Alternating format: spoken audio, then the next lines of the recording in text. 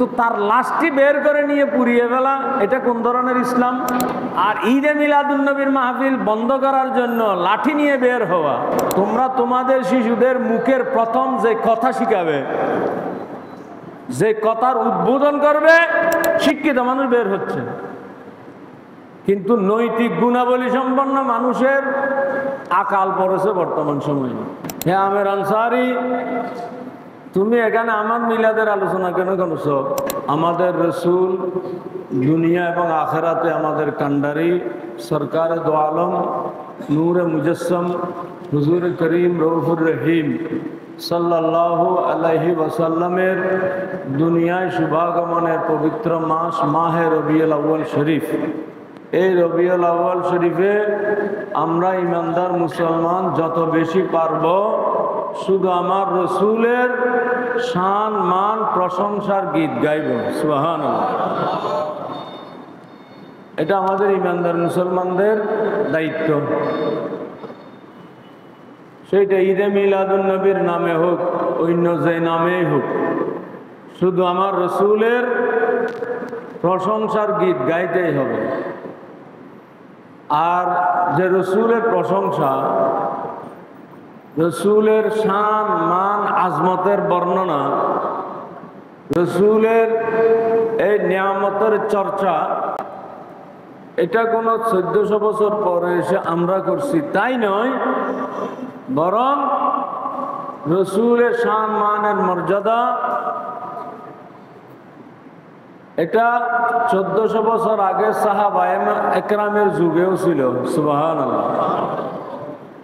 সাহাবা একরামের যুগে নয়, শুধু যত নবী রসুল এসেছেন আমাদের রসুলের আগে, সকল নবী রসুল আমাদের রসুলের আগমনের সুসংবাদ দিয়েছেন। সুবহানাল্লাহ। সকলেই আমাদের রসুলের আগমনের সুসংবাদ দিয়েছেন, রসুলের বর্ণনা করেছেন, সেই রসুলের গুণ কেমন হবে, গুণাবলী কেমন হবে সেগুলি বর্ণনা করেছেন। সুবহানাল্লাহ। আর যখন রসুল সাল্লাল্লাহু আলাইহি ওয়াসাল্লামের জিকির করা হয়, রসুলের মিলাদের আলোচনা করা হয়, রসুলের উপরে দরুদ সালাম পেশ করা হয়, তখন যারা এই কাজ করে, যারা রসুল সাল্লাল্লাহু আলাইহি ওয়াসাল্লামের গুণগান গায়, যারা রসুলের মিলাদের আলোচনা করে, তাদের জন্য আল্লাহর পক্ষ থেকে রহমতের দরজা খুলে দেওয়া হয়। সুবহানাল্লাহ। এই সকল ব্যক্তির জন্য আল্লাহর মাসুম ফেরেশতারা মাগফিরাতের দোয়া করতে থাকে। সুবহানাল্লাহ। এগুলি কোনো অতিরঞ্জিত কথা বললাম না, হাদিস শরীফের কথা বললাম। হযরত সৈয়দুনা আবু দারদা রাদিয়াল্লাহু তাআলা আনহু থেকে বর্ণিত হাদিস। হযরত আবু দারদা রাদিয়াল্লাহু তাআলা আনহু বলছেন, একদিন আমাকে সৈয়দুল মুরসালিন সাল্লাল্লাহু আলাইহি সাল্লাম বললেন, চলো আবু দারদা, আমরা আরেকজন আনসারি সাহাবী হযরতে আমের আনসারি রাদিয়াল্লাহু তাআলা আনহুর ঘরে যাব। আমের আনসারি উনি একজন মর্যাদাবান সাহাবী, আনসারি সাহাবী। রাসূলুল্লাহ সাল্লাল্লাহু আলাইহি ওয়াসাল্লাম তার আরেক সাহাবী হযরতে আবু দারদাকে বললেন, হে আবু দারদা, চলো আমরা ওই আমের আনসারির ঘরে যাব। ঘটনাচক্রে সেই দিনটি ছিল সোমবার। রসুল সাল্লাল্লাহু আলাইহি ওয়াসাল্লাম হযরতে আবু দারদাকে নিয়ে ওই সোমবারের দিন হযরতে আমের আনসারির ঘরের দিকে রওনা দিলেন। ঘরের দরজায় পৌঁছলেন। ঘরের দরজায় পৌঁছে যেই মুহূর্তে রসুল সাল্লাল্লাহু আলাইহি ওয়াসাল্লাম ঘরের দরজায় কদম মোবারক দিলেন, এইমাত্র ঘরে ঢুকবেন। এই অবস্থায় ঘরের ভিতর হতে আওয়াজ আসছে। এই হজরতে আমের আনসারি, এই সাহাবী তার পরিবার পরিজন নিয়ে, ছেলে মেয়েদেরকে নিয়ে আমার রসুলের মিলাদের আলোচনা করছেন। সুবহানাল্লাহ। মিলাদের আলোচনা করছেন এবং বলছেন রসুল সাল্লাল্লাহু আলাইহি ওয়াসাল্লাম এই সোমবারের দিনে এই দুনিয়ায় শুভাগমন করেছেন। এই কথা হযরতে আমের আনসারী বললেন, সাথে সাথে আমার রসুলের কদম পড়েছে আমের আনসারীর ঘরের মধ্যে। সুবহানাল্লাহ। তখন রসুল কি বললেন? হে আমের আনসারী, তুমি এখানে আমার মিলাদের আলোচনা কেন করছো? আমি দুনিয়ায় কখন এসেছি এগুলি নিয়ে আলোচনা করার দরকারটা কি? এগুলি তো বেদাত হবে, হারাম হবে, শিরিক হবে। বরং তুমি আল্লাহর জিকির করো, কোরআন তেলাওয়াত করো। এগুলি বলেন নাই। রাসূল কি জবাব দিলেন? হে আমের আনসারী, তুমি যে আজকে তোমার পরিবার পরিজন নিয়ে, সন্তান সন্ততি নিয়ে আমি রসুলের মিলাদের আলোচনা করছো, আমার দুনিয়ায় আগমনের বৃত্তান্ত তোমার পরিবার পরিজনকে শোনাচ্ছ, এই জন্য ইন্নাল্লাহা ফাতাহা লাকা আবওয়াব রাহমা, তোমার জন্য আল্লাহ তাআলা রহমতের দরজা খুলে দিয়েছেন। সুবহানাল্লাহ। ওয়াল মালাইকাতু কুল্লুহুম ইস্তাগফিরুনা লাকা, এবং আল্লাহর মাসুম ফেরেশতারা সকলেই তোমার জন্য আল্লাহর দরবারে মাগফিরাতের দোয়া করছেন। সুবহানাল্লাহ। তাহলে এই হাদিস শরীফ মোতাবেক বোঝা যায় রসুলের আগমনের বিষয়গুলি আলোচনা করা। আগমনের বিষয় বলতে কি মিলাদের বিষয় আর কি, আমরা যেটা করি তা আমরা নতুন কিছু করি না। সাহাবায়ে কেরাম যেটা করেছেন আমরাও সেটা করি। তাহলে বোঝা গেল রসুলের আগমনের বিষয়গুলি আলোচনা করলে আল্লাহর পক্ষ থেকে রহমতের দরজাও খুলে দেওয়া হয়, আল্লাহর মাসুম ফেরেশতারা তাদের জন্য মাগফিরাতের দোয়াও করে। সুবহানাল্লাহ।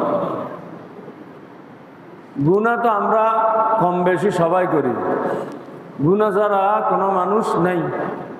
গুনাহ ছাড়া মানুষ আছে কারা? শুধু নবী রসুলগণ। নবী রসুলগণের কোনো গুনাহ নাই। নবী রসুলগণ একেবারে মাসুম, নিষ্পাপ। আর আমরা সাধারণ ইমানদার মুসলমান ইচ্ছায় অনিচ্ছায় কত গুনাহ হয়ে যাচ্ছে। তবে আমরা গুনাহ আমাদের মাঝ থেকে হয়ে যাবে, আল্লাহর দরবারে আমরা তওবা করব।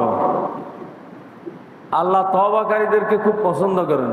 যারা গুনাহ করবে তারা যদি আল্লাহর দরবারে তওবা করে, আল্লাহ সেই তওবাকারীর উপরে খুবই সন্তুষ্ট হয়ে যান। সুবহানাল্লাহ। তাহলে আমরা গুনাহ করব, গুনাহের জন্য আমরা আল্লাহর কাছে মাগফিরাত চাইব, এটা তো ঠিক আছে। কিন্তু গুনাহ করব আমরা, আর আমাদের জন্য মাগফিরাত চাইবে আল্লাহর মাসুম ফেরেশতারা। সুবহানাল্লাহ। এটা কেমন সৌভাগ্যের বিষয়! আমরা গুনাহ করি, আমরা মাগফিরাত চাইব, আশা করা যায় আল্লাহ আমাদেরকে মাগফিরাত দেবেন। কিন্তু আল্লাহর মাসুম ফেরেশতারা, যে মাসুম ফেরেশতাদের কোনো গুনাহ নেই, মাসুম ফেরেশতাদের গুনাহ নেই বলতে তারা গুনাহ করতেই পারে না। ফেরেশতাদের গুনাহ করার ক্ষমতাও নেই। আল্লাহর হুকুমের বাইরে যাবার কোনো সুযোগ তাদের নেই। তো এই মাসুম ফেরেশতারা যারা আল্লাহর রসুলের মিলাদের আলোচনা করবে, জিকির করবে, তাদের জন্য মাগফিরাতের দোয়া করে। সুবহানাল্লাহ। তো কেমন সৌভাগ্যের বিষয়। আমরা আলহামদুলিল্লাহ এই পবিত্র মাসে রসুলের জিকিরের মাহফিলের ইন্তজাম করে মূলত আল্লাহর পক্ষ হতে আল্লাহর বিশেষ রহমতের অংশীদারিত্ব পাচ্ছি, পাশাপাশি আল্লাহর রহমতের ফেরেশতাদের পক্ষ হতে আমাদের জন্য মাগফিরাতের দোয়াও পাচ্ছি আলহামদুলিল্লাহ। আর বর্তমান যে সময় শুরু হয়ে গেছে আমাদের দেশে, এই সময়ে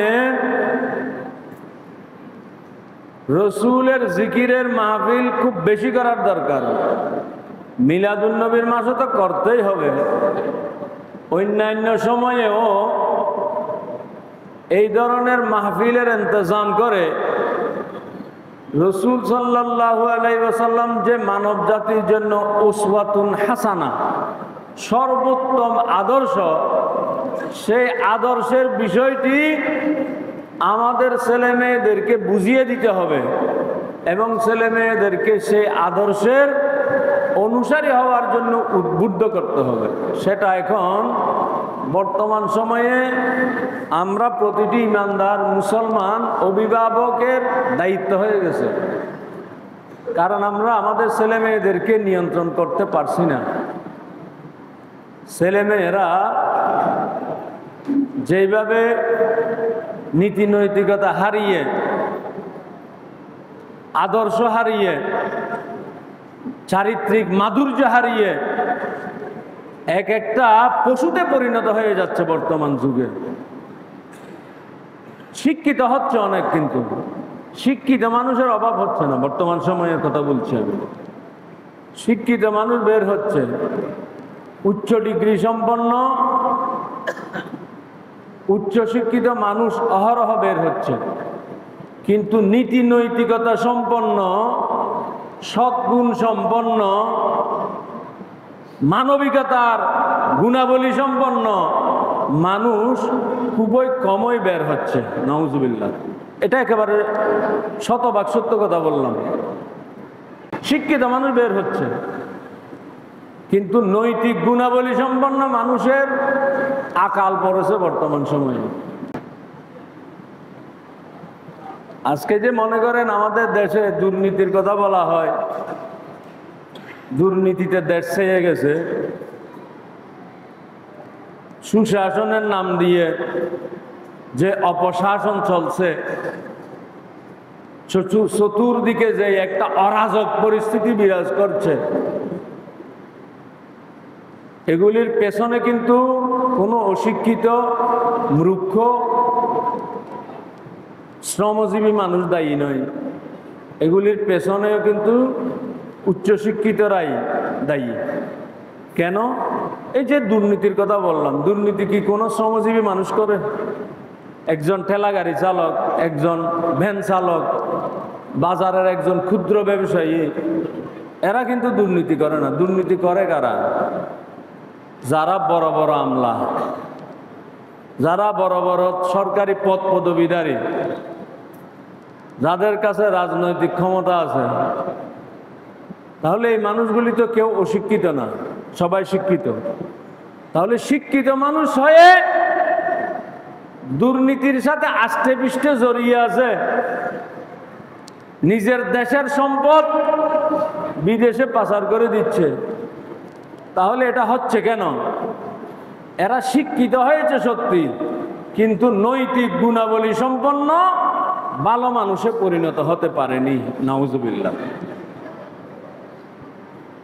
তো নৈতিক গুণাবলী সম্পন্ন মানুষ হওয়ার জন্য তো শিশু বয়স থেকেই তাদেরকে সেই শিক্ষা দিতে হবে। এই শিক্ষিত মানুষগুলি সেই শিক্ষা পায় নাই, নৈতিক গুণাবলী তালিম তারা শিশু বয়সে পায় নাই, এখনো পাচ্ছে না আমাদের শিশুরা। আমাদের শিশুদেরকে আমরা স্কুলে পড়াতে দিচ্ছি, কলেজে পড়াতে দিচ্ছি, ইউনিভার্সিটিতে পড়তে যাচ্ছে, কিন্তু আমাদের যে সেকুলার শিক্ষা ব্যবস্থা, এই সেকুলার শিক্ষা ব্যবস্থায় নৈতিক গুণাবলী সম্পন্ন উন্নত চরিত্রের মানুষ হওয়ার কোনো শিক্ষা, কোনো তালিম আমাদের এই দেশের শিক্ষা ব্যবস্থায় নাই। নাউজুবিল্লাহ। আমাদের দেশে শুরুতে শিক্ষা দেয় ছোট শিশুদেরকে আগরুম বাগরুম গোড়াডুম সাজে। আগরুম বাগরুম গোড়াডুমের কি অর্থ আছে? এটার কি মানি আছে? শিশুকে শুরু করে একটা অনর্থক কথা দিয়ে পড়া শুরু করছে তার। এখন শিশু যদি জিজ্ঞাসা করে আগরুম বাগরুমের অর্থ কি, যিনি পড়াচ্ছেন তিনিও জবাব দিতে পারবেন না এটার অর্থ কি। তাহলে অনর্থক, যেটার কোনো অর্থ নাই, অর্থহীন এই পড়ানোর দরকারটা কি? তাহলে সেখানে আমার রসুলের শিক্ষাটা দিন। আমার রসুল বলেছেন ইফতাহুস সিবিয়ানা আউয়ালা কালামাতিন বিলা ইলাহা ইল্লাল্লাহ। তোমরা তোমাদের শিশুদের মুখের প্রথম যে কথা শিখাবে, যে কথার উদ্বোধন করবে, সেই কথার শিক্ষা দেবে লা ইলাহা ইল্লাল্লাহ দিয়ে। সুবহানাল্লাহ। তাহলে রসুল এখানে আমাদেরকে বলেছেন আমাদের শিশুদেরকে আমরা কি শিক্ষা দেব? শুরুতে তাদেরকে লা ইলাহা ইল্লাল্লাহর শিক্ষা দেব। যে মহান রব্বুল আলামিন আমাকে সৃষ্টি করেছেন, সেই সৃষ্টিকর্তার পরিচয় তাকে শিক্ষা দেব। সেই শিশুটি তখন শিখতে পারবে, বুঝতে পারবে আমাকে কে সৃষ্টি করেছেন, সৃষ্টিকর্তার প্রতি আনুগত্য শিখতে পারবে। কিন্তু আমরা সেগুলি না দিয়ে অর্থহীন কিছু শিক্ষা তাদেরকে দিচ্ছি, যার কারণে আমাদের শিশুরা কি হচ্ছে না, নৈতিক গুণাবলী সম্পন্ন ভালো মানুষে পরিণত হচ্ছে না। একইভাবে অর্থহীন আরো কিছু শিক্ষা দেওয়া হয়, বিজ্ঞান মনস্ক করার নাম দিয়ে, আধুনিকতার নাম দিয়ে, শিল্প সংস্কৃতির নাম দিয়ে। এগুলি আমাদের রাষ্ট্রীয় পৃষ্ঠপোষকতায় হচ্ছে। দেখেন না ইতিপূর্বে বাঁদরামি তথ্য, ট্রান্সজেন্ডার, মঙ্গল শোভাযাত্রা, তো এগুলির মাধ্যমে আমাদের শিশুরা কি শিখলো? তাহলে আমাদের দেশের যে শিক্ষা ব্যবস্থা, এই শিক্ষা ব্যবস্থায় আমাদের ছেলেমেয়েরা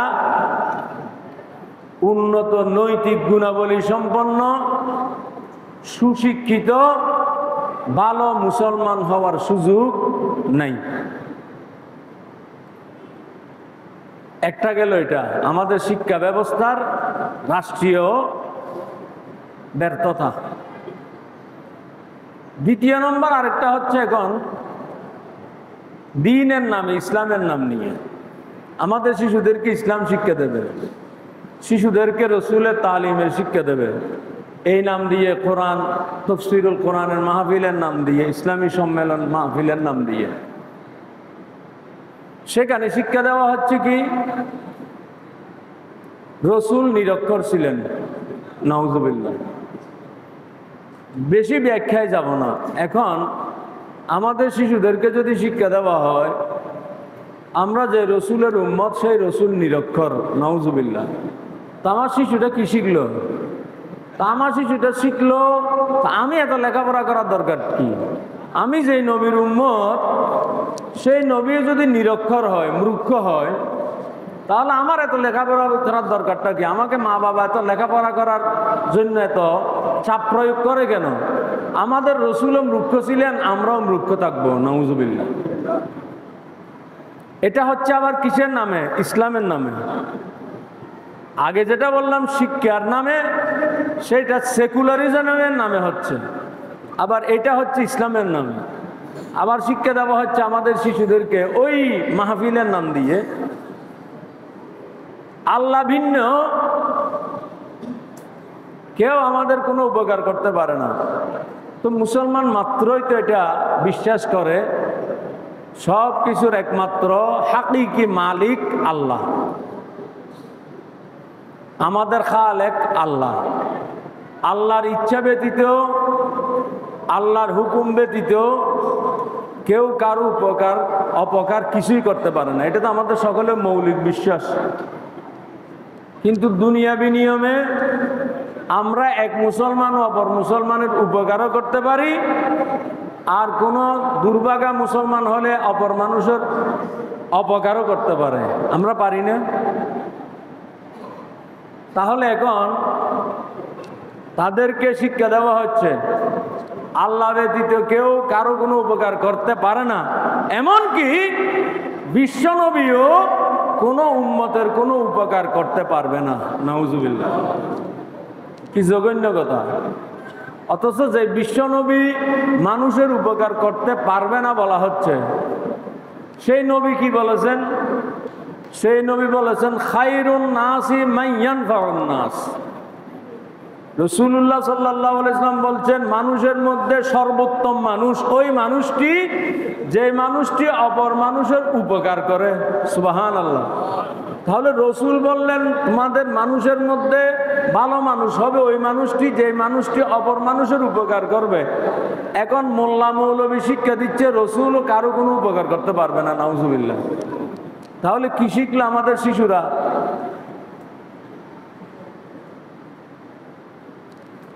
রসুলকে বলা হচ্ছে এই ওয়াজ মাহফিলের মধ্য দিয়ে মঞ্চে বসে কাউবয়। নাউজুবিল্লাহ। তাহলে এই আমি প্রেক্ষাপটটা বর্ণনা করলাম। ঈদে মিলাদুন্নবীর মাহফিল ইন্তজাম তো আমরা করবই করব, আমরা করে যাচ্ছি ইনশাআল্লাহ। কিয়ামত পর্যন্ত ঈদে মিলাদুন্নবীর মাহফিল জারি থাকবে।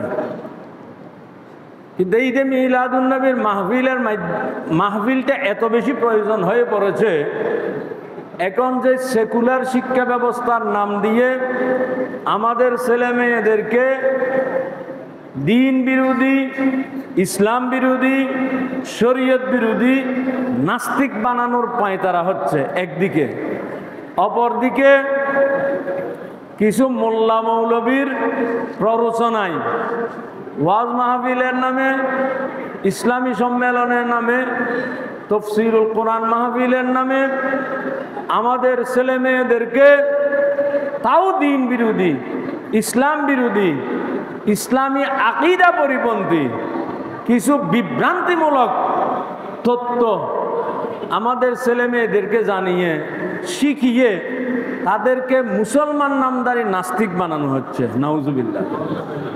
এই অবস্থায় আমাদের শিশুদেরকে, ছেলে মেয়েদেরকে উন্নত নৈতিক গুণাবলী সম্পন্ন মানুষ তৈরির জন্য ঈদে মিলাদুন্নবীর মাহফিল বেশি বেশি আয়োজন করে আমাদের ছেলে মেয়েদেরকে শিক্ষা দিতে হবে আল্লাহর সৃষ্টির মধ্যে সর্বশ্রেষ্ঠ আদর্শ হচ্ছেন আমার রসুল, এবং তোমরা যদি সেই আদর্শ গ্রহণ করো তাহলে দুনিয়ায় তোমাদের শান্তি, আখিরাতে তোমাদের মুক্তি। সুবহানাল্লাহ।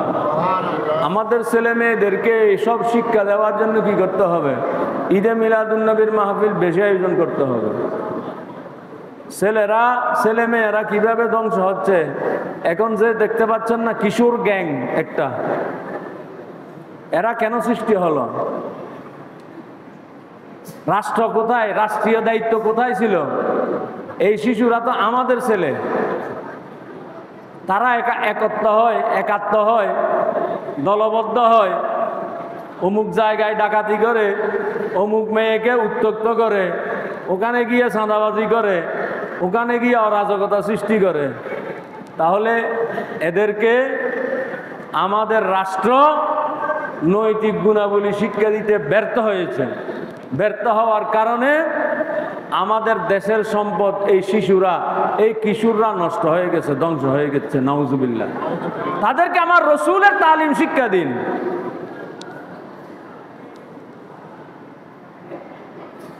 আজকে যে মিলাদুন্নবী, আশ্চর্য লাগে, মিলাদুন্নবীর মাহফিল বন্ধ করার জন্য, মিলাদুন্নবীর শোভাযাত্রা, জশ্নে জুলুস বন্ধ করার জন্য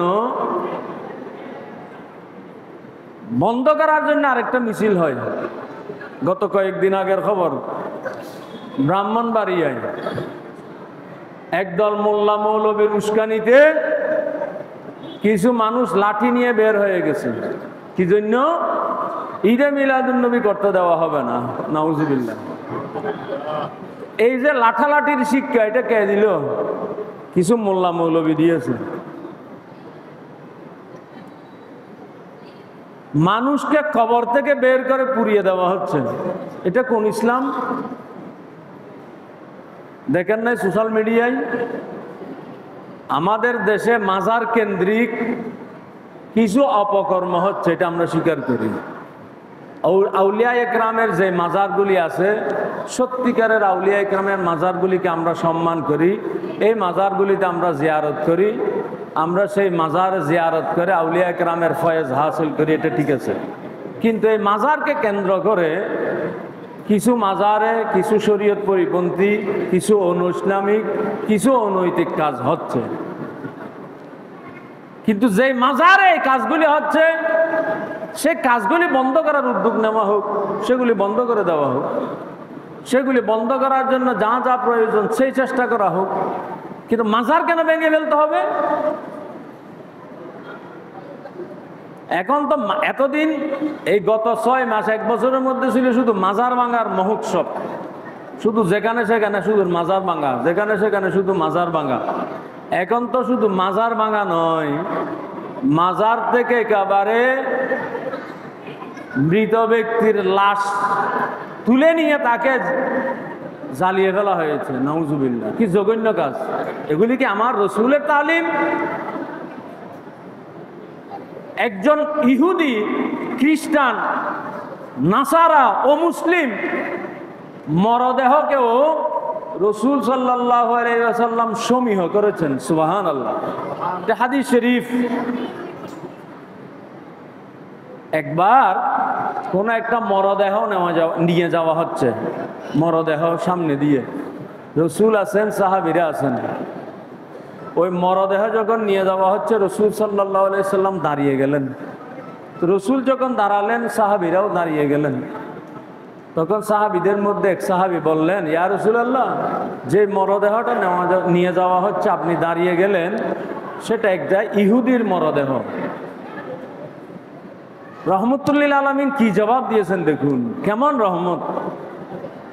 রহমতুল্লিল আলামিন বললেন, সেটা ইহুদির মরদেহ ঠিক আছে, কিন্তু সে তো একজন মানুষ ছিল, এটা তো একটা মানুষের লাশ। আমার রসুল একজন মানুষের লাশের প্রতি, অমুসলিম একজন মানুষের লাশের প্রতি এই ধরনের সম্মান দেখিয়েছেন। আর এখন রসুলের নাম দিয়ে, ইসলামের নাম দিয়ে কবর থেকে তুলে এনে সেই লাশ পুড়িয়ে দেওয়া হচ্ছে। নাউজুবিল্লাহ, সেটা কোনো ইহুদির লাশ ছিল না। আমরা বলতে চাই, সে জঘন্য কাজ করেছে, তার ব্যাপারে বিভিন্ন অভিযোগ। সেটা নূরা পাগলা না কি পাগলা নামের, সে বাইতুল্লাহ শরীফের আদলে খানকা তৈরি করেছে, 15 ফুট উঁচুতে তার কবর দেওয়া হয়েছে। অনেক অনেক কথা আমরা শুনতে পাচ্ছি। শত অন্যায় করুক, যে অন্যায়গুলি করেছে সেগুলি যদি বন্ধ করার ক্ষমতা থাকে, সেগুলি বন্ধ করার চেষ্টা করুন, কোনো আপত্তি নেই। মক্কা শরীফের, কাবা শরীফের আদলে যদি কিছু তৈরি করে, সেটা অন্যায় করেছে, সেটা ভেঙে বিকল্পভাবে নির্মাণ করার ব্যবস্থা করা যেতে পারে। অনৈসলামিক কোনো কর্মকাণ্ড যদি তার খানকায় দরবারে হয়ে থাকে, সেগুলি বন্ধ করার জন্য সর্বোচ্চ চেষ্টা করা যায়। কিন্তু তার লাশটি বের করে নিয়ে পুড়িয়ে ফেলা, এটা কোন ধরনের ইসলাম? আর ঈদে মিলাদুন্নবীর মাহফিল বন্ধ করার জন্য লাঠি নিয়ে বের হওয়া, এজন্য আমার রসুলের কি শিক্ষা মানুষের কাছে, সেগুলি পৌঁছিয়ে দেওয়ার জন্য ঈদে মিলাদুন্নবী বেশি পালন করতে হবে। রসুল কি বলেছেন? আজকে যে লাঠি নিয়ে মুসলমানদের ঈদে মিলাদুন্নবী বন্ধ করার জন্য রাস্তায় বের হচ্ছে, মুসলমানদের, এক মুসলমানের কাছে অপর মুসলমানের জান মাল কেমন নিরাপদ? রসুল বলেছেন, ইন্না দিমাআকুম ওয়া আমওয়ালাকুম হারামুন কাহুরমাতিল ইয়াউম হাযা। আরাফাতের ময়দান, রসুল সাল্লাল্লাহু আলাইহি ওয়াসাল্লাম আরাফাতের ময়দানে লক্ষ সাহাবীর উদ্দেশ্যে খুতবা দিচ্ছেন, যেটাকে বিদায় হজের ভাষণ বলা হয়, খুতবা বলা হয়। সেই খুতবায় বলছেন, আজকে আরাফাতের দিন। আরাফাতের দিন খুবই পবিত্র দিন, তো আমরা রোজা রাখি অনেকে আরাফাতের দিন। রসুল বলছেন, ইন্না দিমাকুম ওয়া আমওয়ালাকুম, তোমাদের ধন সম্পদ মাল দৌলত একজন মুসলমানের কাছে এত বেশি পবিত্র, এত বেশি সম্মানিত, যেমনই ভাবে আজকের এই দিনটি তোমাদের কাছে সম্মানিত। সুবহানাল্লাহ। রসুল যেখানে একজন ইমানদার মুসলমানের ধন সম্পদকে এমন সম্মান দিয়েছেন, সেখানে এখন রসুলের নাম দিয়ে, ইসলামের নাম দিয়ে লাঠি নিয়ে বের হয়েছে কিসের জন্য? রসুলের জিকির বন্ধ করার জন্য। যাই হোক, জিকির, রসুলের জিকির বন্ধ করার চেষ্টা হবে অনেক, কিন্তু রসুলের জিকির কিয়ামত পর্যন্ত নয়, কিয়ামতের পরেও বন্ধ হবে না। কিয়ামত হয়ে যাবে, রসুলের জিকির বন্ধ হবে না ইনশাআল্লাহ।